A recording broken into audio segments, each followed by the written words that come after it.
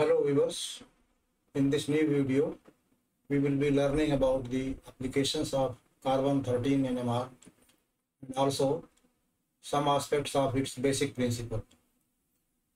So this is very important video and you should sincerely read it.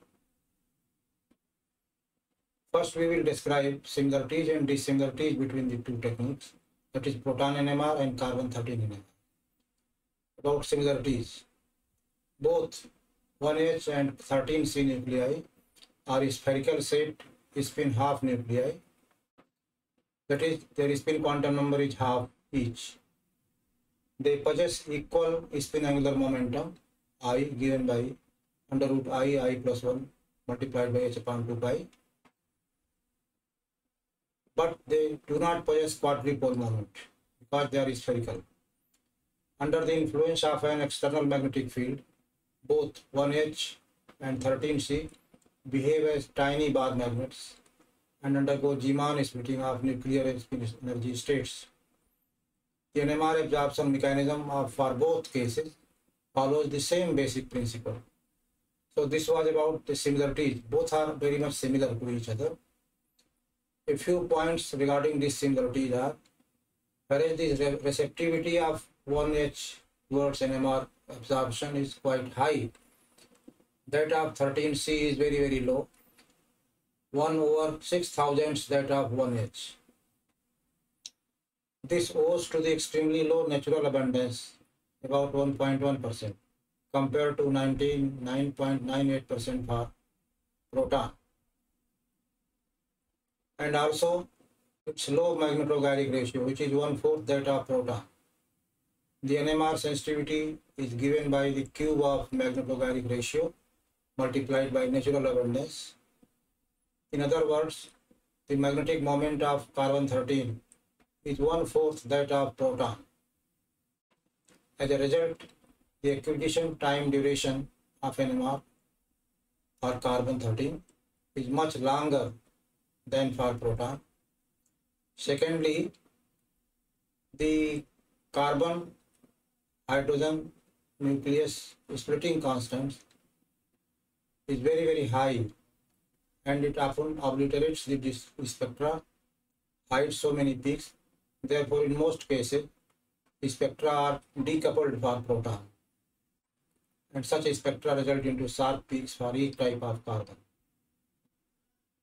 These days, modified methods known as decoupling and off resonance are used for recording carbon-13 NMR. Whereas for 1H NMR spectrometry, the peak intensities or areas under the peak spin splitting constant, together with the dynamic effects such as deuterium exchange or deuterium leveling effects or temperature effects, are very useful indicator for proton, but they are less useful for carbon-13 NMR spectrometry. Nevertheless, carbon-13 NMR spectrometry is an extremely powerful and hugely used method. One very useful plus point with carbon-13 is its chemical shift scale is very large, some 20 times as wide as for proton. As a result, each and every absorption is delineated. This is not so in proton NMR. In proton case, many peaks get concealed or hidden or overlapped. In carbon-13, most of the peaks are quite discrete. For example, in pentane, carbon-13 NMR shows 3 types of carbons, whereas proton NMR shows only 2 kinds of protons. Let us now practice interpretation of some carbon-13 NMR spectra. The strategy goes as follows. First point is, note down the number of absorption peaks in the broadband decoupled CMR spectrum. It shows the chemically non-equivalent type of carbon atoms in the molecule. This is very important aspect. Thus, benzene shows 1, naphthalene 3, quinoline 9, and cholesterol 26. The next step is the off resonance results help identify the number of protons attached to carbon. CH3 as a quartet, CH2 as a triplet, CH as a doublet, quaternary carbon and carbonyl carbon and nitrile carbon as singlet, very weak singlet indeed. Here I have given some representative data for 1H chemical shift and also for 13C chemical shift. This data should be remembered by heart. A number of empirical calculations of delta ppm have also been developed, but at this stage we are omitting them because they are very cumbersome and not very useful, hence not included in this video. Secondly, the splitting constant carbon-carbon are very, very rare because in nature the occurrence of carbon-13 is very low. So presence of two nearby carbons is very, very rare, almost impossible. For studying carbon-carbon splitting constants, synthetic samples may be used, enriched in carbon-13. Regarding carbon-hydrogen splitting constants, special methods are applied to record them only for theoretical study. They are not very important practically. Two modern methods which are used for carbon-13 are attached proton test, APT, and DEPT, distortionless enhancement by polarization transfer. Transfer of polarization from 1H excited to 13 carbon. Now we will take up some examples of interpretation of spectra. First example reads, the molecular formula is given C3H6O, delta ppm values are 63.0 triplet, 117.0 triplet, 138.0 doublet. We have to arrive the structure. So how do we proceed? dB for the formula C3H6O is 1. It means the molecule contains either a carbon-oxygen double bond or a carbon-carbon double bond or a ring. The carbon-13 NMR data excludes the possibility of carbonyl group. And the off-resonance data shows two triplets, one doublet. The only possible structure is CH2, double bond CH, single bond CH2OH, that is allyl alcohol. So in this way, first we determine dB, then we note down the number of peaks, then we note down the splittings, then we note down the number of types of carbon, and then we compare the chemical set data with the table which we have shown in the earlier slide. This is the strategy which is followed. Second example, molecular formula is C5H10O, delta ppm values are 18Q, 27Q, 42D, 211.8 singlet. The peak at 18 ppm is nearly twice as high as the peak at 27 ppm. This is very important information. Analysis. Formula is C5H10O. It means dB equal to 1. Again, 1 means either a carbon-carbon double bond or a carbon-oxygen double bond or a ring. Off-resonance data reveals the presence of two methyls of one type and the methyl of different type, CH and CO. Combining these, we arrive at the structure isopropyl methyl ketone. This is the only structure that fits this data. Question number 3 or example number 3. Molecular formula C5H11Br, delta ppm values 22 quartet, very intense, 27D, 33T, 42T. It means there is a methyl, there is a CH, there are two CH2, different CH2. dB is 0. It means this molecule is neither cyclic nor unsaturated. So the only structure conforming to 4 types of carbons in the molecule is isopropyl bromide, isoamyl bromide. It has 4 types of carbon, 2 CH2, 2 methyl similar type, 1 CH. Example number 4. Molecular formula C7H7ClO. Delta ppm values 56Q, 116D, 126S, 130D, 158S. Now you see in this case the formula shows 7 carbons and the data of NMR shows only 5 types of carbons. So we must be very careful. Secondly, the dB for this molecule is 4, which indicates the presence of a benzene ring. In benzene, there are 3 pi bonds and 1 ring. So dB equal to 4. Now we pick up the off resonance data, which shows there is CH3, there are 2 CH, and there are 2 unprotonated carbons. Taking into account, we arrive at the structure parachloroanisole, 4-chloromethoxybenzene. Its mass spectral data is very interesting. It shows 2 types of molecular ions differing by 2 atomic mass units. This is characteristic feature of monochloro compounds. The ratio of those peak intensities, those peaks are in the ratio 3:1. So this is characteristic of presence of 1 chlorine atom in the molecule. For bromine case, the intensities are similar.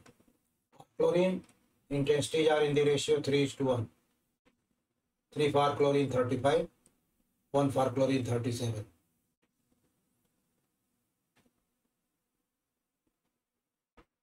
Example 5. Molecular formula C6H12. Delta ppm values 29.4 Q, very intense, 33.7 singlet, 109 triplet, 150 doublet. dB is 1, it means there is 1 carbon double bond carbon. Molecule has 6 carbons and there are 4 types. The quaternary carbon is 33.7 ppm. The methylene group is 109 and the methane is 149.8. So we are left with CH3. Very intense indicates presence of tertiary butyl radical, and we arrive at the structure 3,3-dimethyl but1-ene. 3,3-dimethyl but1-ene.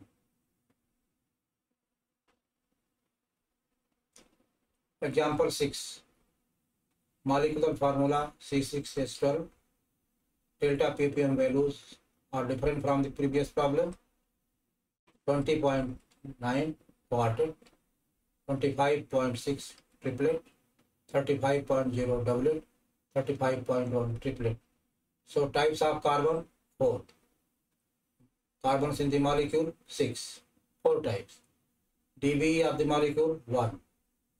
But chemical data ruled out the presence of any carbon double bond carbon in the molecule. Comparing from the table. Hence a cyclic structure is most likely to be present. And the data which fits the structure is methyl cyclopentane. Methyl cyclopentane. Example 7. Molecular formula C8H16. 8 carbons in the molecule. Delta ppm 13.7 quartet, very intense. 23.1 triplet, very intense. 35.1 triplet, different type of CS2. 130.6 doublet. So 4 types of carbons, and in all 6 carbons. DB is 1. So either a carbon double bond carbon or a ring is present. Now we pick up the small parts. Q means CS3, T means CS2, another T means different CS2, CH means D means CH. Joining these two, we arrive at the structure OCT4 in a symmetrical molecule having 8 carbons but 4 types only. The molecule is symmetrical, it has plane of symmetry, it has rotation axis, and it also has center of symmetry. Very symmetrical molecule, 8 carbons in the molecule, only 4 types. Next example, 8. Molecular formula C4H10O2. Delta ppm values 4 types, 15 quartet, 61.6 triplet, 66.6 again triplet, 72.1 again triplet. It means in the molecule there are 3 types of CS2 and methyl is also present. DB is 0, neither carbon double bond carbon nor a ring, neither carbonyl. So we have to be very careful and matching the data with the possible structure is 2-ethoxy-ethanol. 2-ethoxy-ethanol. Example 9. Molecular formula is C8H19N. Delta ppm values only 3 types, 21Q, 29D, 59T. When we analyze the data, considering the molecular formula 8 carbons, only 3 types, then we arrive at the structure noted below as diisobutylamine. So I remind you, we must be very careful about the type of carbon, about the off resonance results, and about the magnitude of chemical shift. These 3 are very important factors. First, number of signals means type of carbon. Second, the off resonance results, quartet for CH3, triplet for CS2, doublet for CH, singlet for C, not attached to any hydrogen. Example 10. Molecular formula C4H9NO2. Delta ppm 13Q, 29Q, 61T, 158S, very weak. So there are 4 carbons in the molecule and we get 4 signals. It means each carbon is different and the molecule is saturated. The only structure which fits the data is CH3, COO, CH2, NHCH3. 4 type of carbons, 1 methyl, 1 another methyl, 1 CH2, 1 singlet carbonyl carbon. The 4 type of carbons are there. 2 methyls, different methyls, 1 CH2, 1 singlet carbon. Example 11. Molecular formula C8H14O2. Delta ppm values, so many values are there. 13.8 quartet, 13.3 quartet means methyls, 19.5 triplet means CS2, another triplet 31.1, yet another triplet 64.5, yet another triplet 124.7, 2 singlets 137.1 and 167.2. It means there are 8 type of carbons and the formula also says 8 carbons. It means all carbons are different. So the structure which is compatible with this data is CH3, CH2, CH2, CO, CH2, CO, CH2, CH3. Both methyls are non-equivalent. 3 CH2, 4 CH2s are non-equivalent, and 2 singlet carbons are non-equivalent. Thus, we see that structure can be determined if we carefully note down the number of peaks, their splitting patterns, their chemical shift values. A very good example is shown here. C5H11Cl can exist in as many as 4 different structural isomers. They can be readily distinguished. One chloropentane has 1 quartet, 4 triplets. 2 chloropentane has 2 quartets, 2 triplets, 1 doublet.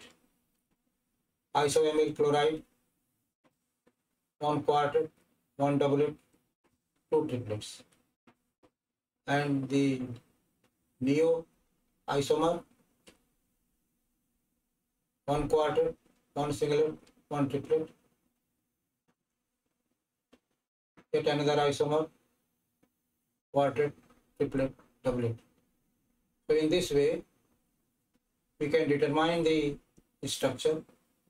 I remind again, note down the number of carbon signals, note down their splitting patterns, compare them with the table for chemical delta chemical values.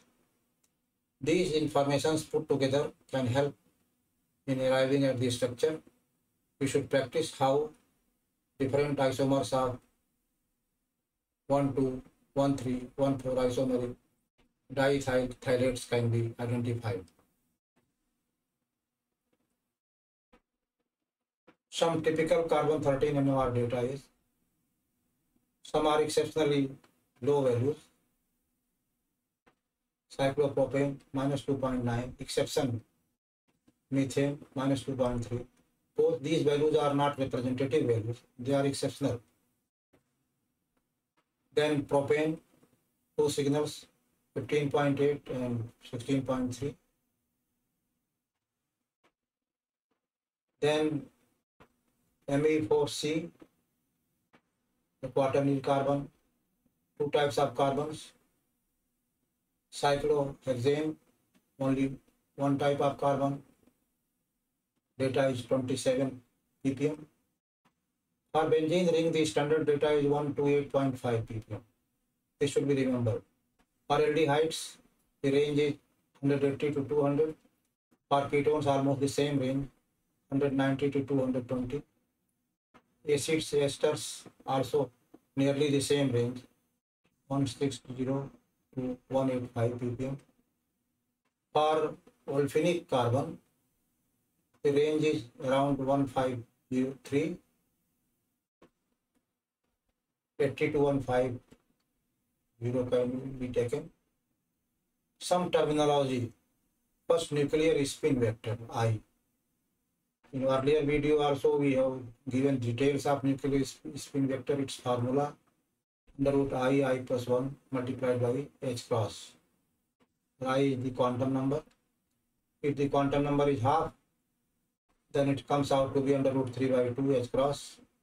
Putting the value, it comes out to be 0.866 H cross, or on the whole 0.91363 multiplied by 10 to the power minus 34 joule second. In external field, it is resolved into 2 components and their values are plus minus H upon 4 pi, plus along the field axis, minus anti-parallel to the field axis. The same formulation applies for electron spin vector, yes, because its spin quantum number is also half. However, students are advised to practice how many components are possible for given spin. 1, 3 by 2, 2, 5 by 2, 3, 7 by 2, 9 by 2. These are the possible spins. spins up to 9/2 are known for transition metal ions. Nuclear magnetic moment. By virtue of the positive charge, the spinning nucleus behaves as a tiny bar magnet. It has magnetic moment. The component of magnetic moment in the field direction is given by this formula, mu z equal to gn mu n mi. Mi is the component spin number. Theta is the angle between the z axis and the spin vector.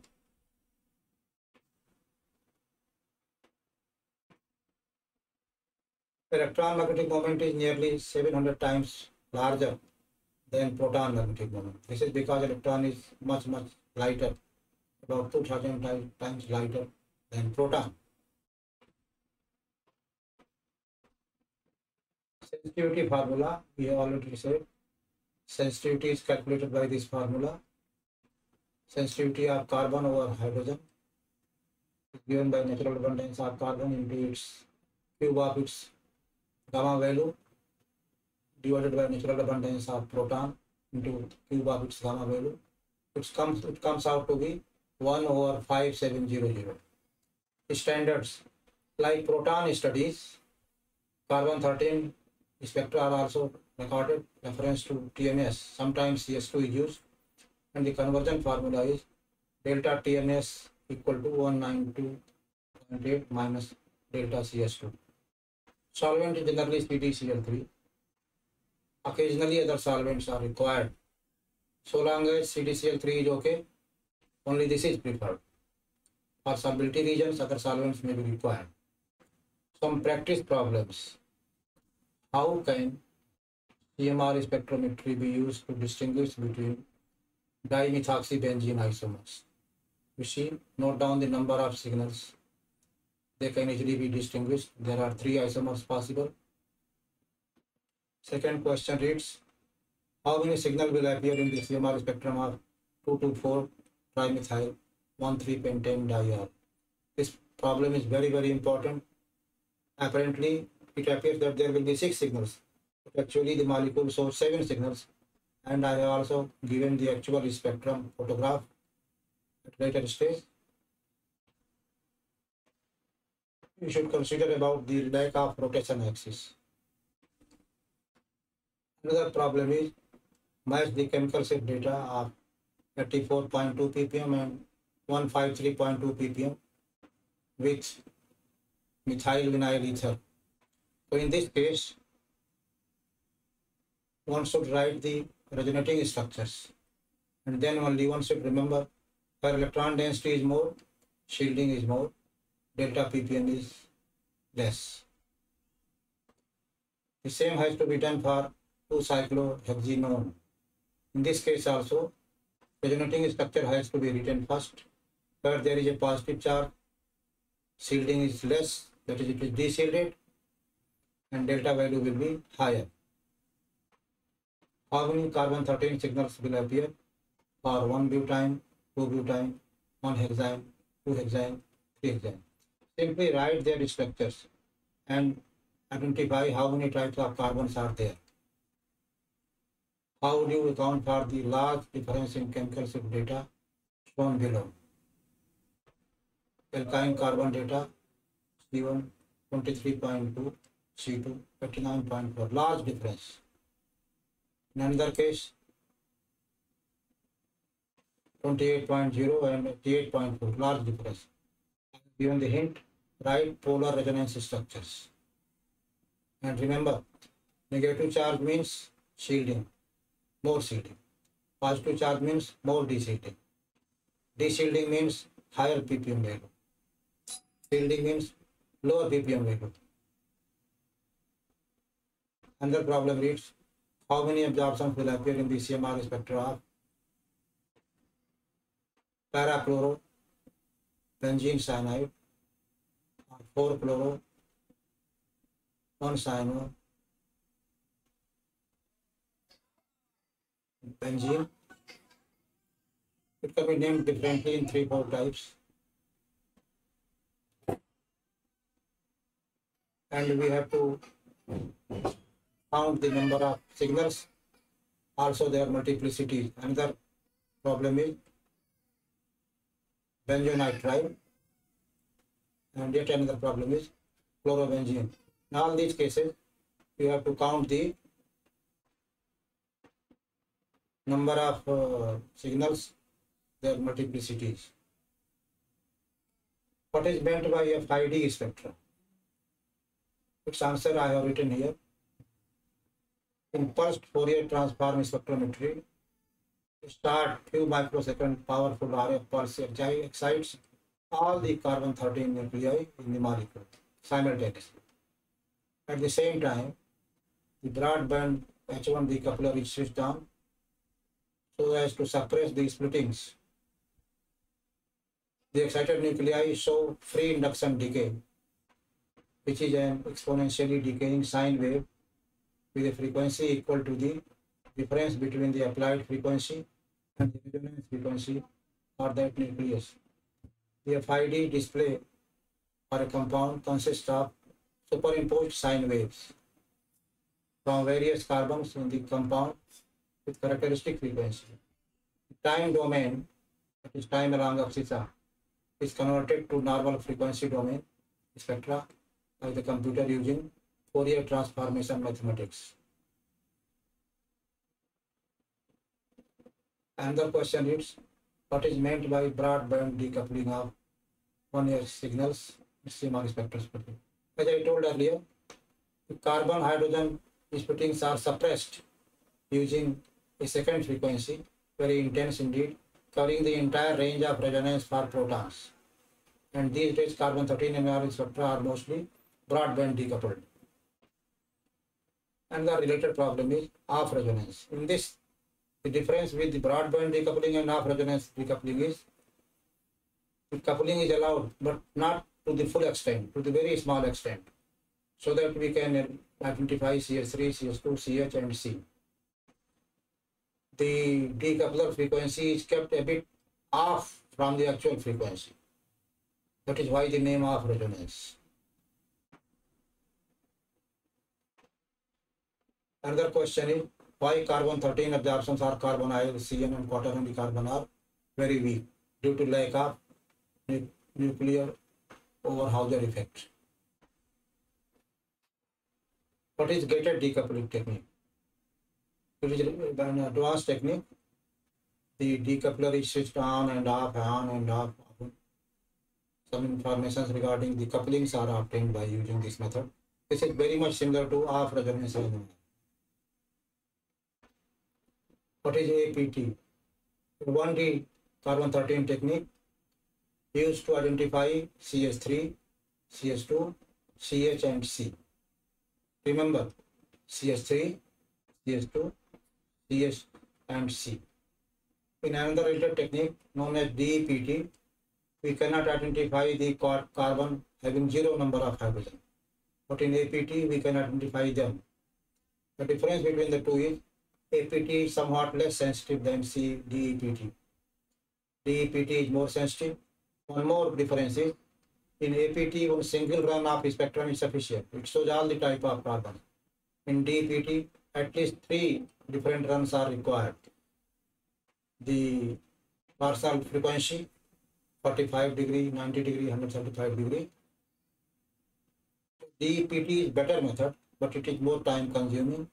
We need full spectrum as well as the spectra taken as 45, 39, 45 degree, 90 degree, and 135 degree.